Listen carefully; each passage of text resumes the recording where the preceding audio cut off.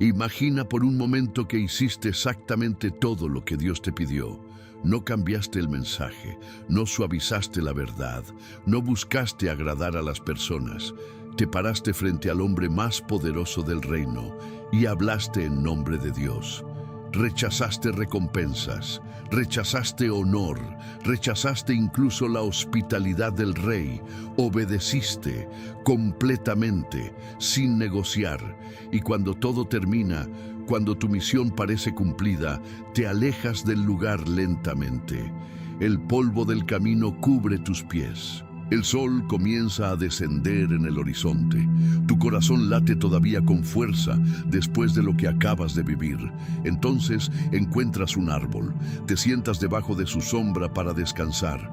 Sientes hambre, sientes sed, comes un pedazo de pan, bebes un poco de agua y mueres devorado por un león en el camino de regreso a casa, no por traicionar a Dios, no por servir a ídolos, no por abandonar tu fe, solo por comer.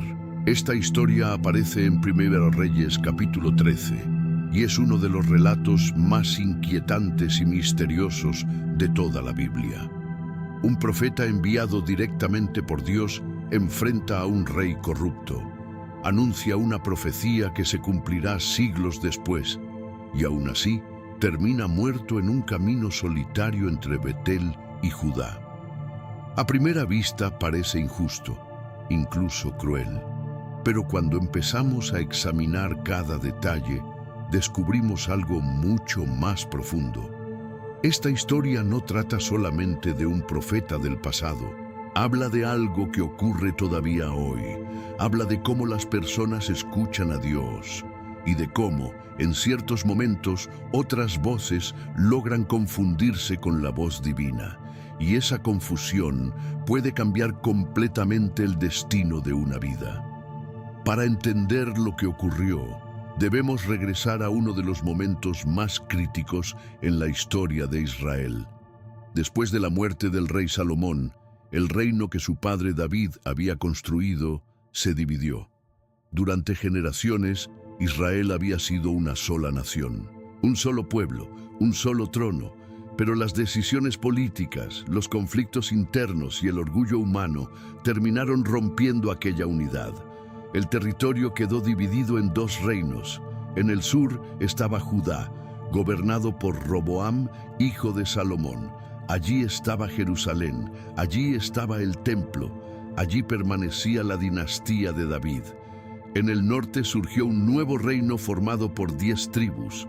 Su rey era Jeroboam, hijo de Nabat.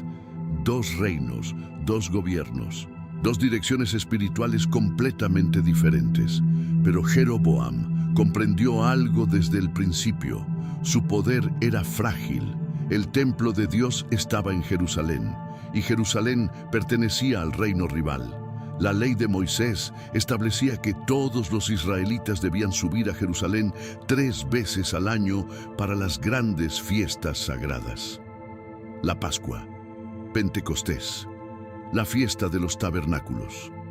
Aquellas peregrinaciones eran momentos poderosos de unidad espiritual. Familias enteras caminaban juntas hacia la ciudad santa. Recordaban la liberación de Egipto, oraban en el templo, escuchaban la ley. Jeroboam entendió el problema inmediatamente. Si su pueblo seguía viajando a Jerusalén para adorar, eventualmente sus corazones volverían al rey de Judá. La fe podría reunificar lo que la política había dividido, y él perdería su trono. Entonces tomó una decisión que marcaría el destino espiritual del reino del norte durante generaciones.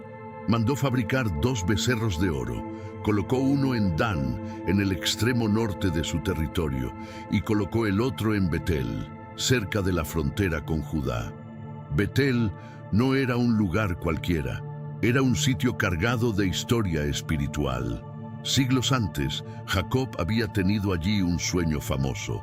En ese sueño vio una escalera que conectaba la tierra con el cielo. Ángeles subían y bajaban, y Jacob declaró: «Este lugar es casa de Dios».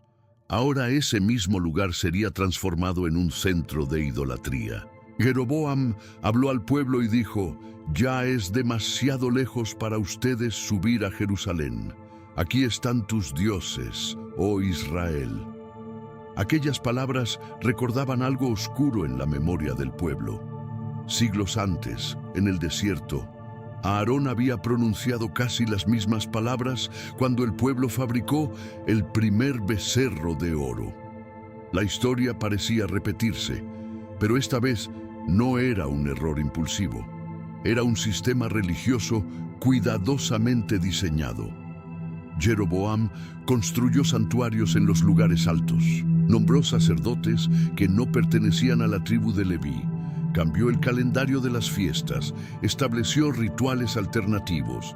En otras palabras, creó una religión paralela, una religión que parecía familiar, pero que no había sido ordenada por Dios. Era una fe diseñada por el poder humano, y fue exactamente en ese momento cuando Dios intervino. La Biblia dice que un hombre de Dios vino de Judá. Curiosamente, nunca menciona su nombre. Su identidad personal no es lo importante. Lo importante es el mensaje que llevaba. Este hombre cruzó la frontera entre los dos reinos, entró en territorio gobernado por Jeroboam y llegó a Betel justo el día en que el rey estaba ofreciendo incienso en el altar. Era una ceremonia pública, sacerdotes vestidos con ropas ceremoniales, multitudes reunidas, el olor del sacrificio subiendo en el aire, el rey en el centro de la escena. Y entonces aquel hombre apareció. No pidió permiso, no esperó el momento adecuado, no buscó aprobación. Se acercó al altar y proclamó: «Así dice el Señor, nacerá un hijo de la casa de David llamado Josías, y sobre este altar quemará los huesos de los sacerdotes que hoy queman incienso aquí». Aquella profecía era extraordinaria. No solo anunciaba la destrucción del altar, mencionaba el nombre de un rey que todavía no existía: Josías. Jeroboam reaccionó con furia, señaló al profeta y gritó: «¡Prendan a ese hombre!». Pero en ese mismo instante ocurrió algo aterrador. La mano del rey se secó. Quedó paralizada en el aire, incapaz de moverse. Al mismo tiempo el altar se partió en dos. Las cenizas del sacrificio se derramaron en el suelo. Era exactamente la señal que el profeta había anunciado. El silencio cayó sobre la multitud. Jeroboam comprendió inmediatamente que estaba frente al poder de Dios. Su tono cambió: «Ruega al Señor tu Dios por mí, para que mi mano sea restaurada». El profeta oró, y la mano del rey volvió a la normalidad. Después de eso, Jeroboam intentó otra estrategia. Invitó al profeta al palacio, le ofreció descanso, comida y una recompensa. Era una forma diplomática de controlar la situación. Pero el hombre de Dios respondió con firmeza: «Aunque me dieras la mitad de tu casa, no iría contigo. No comeré pan ni beberé agua en este lugar, porque el Señor me ordenó: no comerás pan, no beberás agua y no volverás por el mismo camino».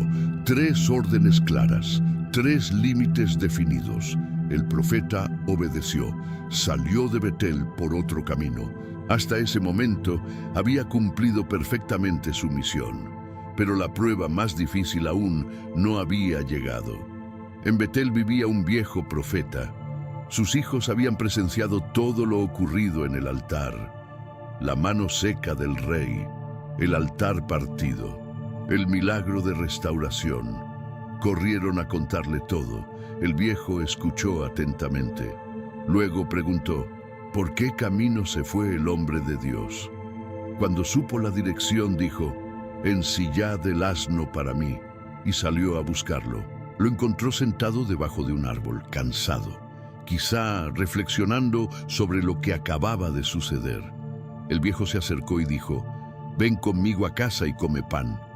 El hombre de Dios respondió que no podía. Repitió exactamente la orden que había recibido del Señor. Pero entonces el viejo dijo algo que cambiaría todo: «Yo también soy profeta como tú.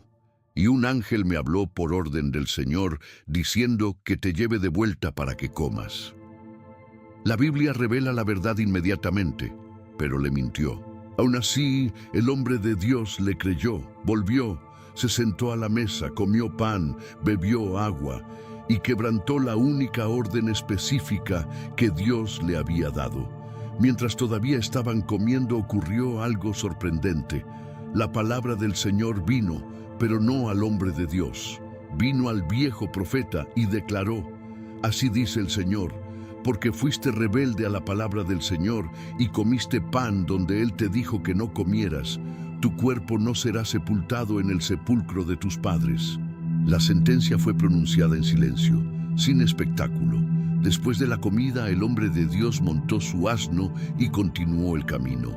Pero no llegó lejos. En el camino apareció un león. El león lo mató. Pero ocurrió algo extraño. El león no devoró el cuerpo y tampoco atacó al asno. El cuerpo quedó en el camino, el asno a un lado y el león de pie como un guardián silencioso. Las personas que pasaban por allí quedaron desconcertadas. Aquella escena no era natural. Los leones matan y devoran, pero este parecía estar obedeciendo una orden. Cuando el viejo profeta escuchó la noticia, fue al lugar. Encontró exactamente lo que le habían contado: el cuerpo, el asno, el león.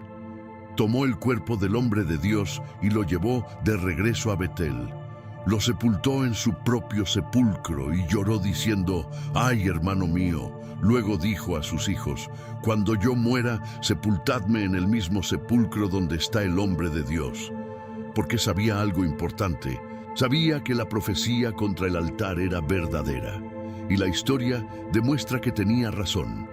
Unos 300 años después, un rey llamado Josías apareció en Judá. Durante su reforma espiritual viajó hasta Betel, destruyó el altar, quemó huesos humanos sobre él, exactamente como el profeta había anunciado siglos antes. Cuando encontraron la tumba del hombre de Dios, Josías dio una orden especial: «Dejad sus huesos en paz». Fue la única tumba que no fue tocada. La historia termina dejando una pregunta incómoda.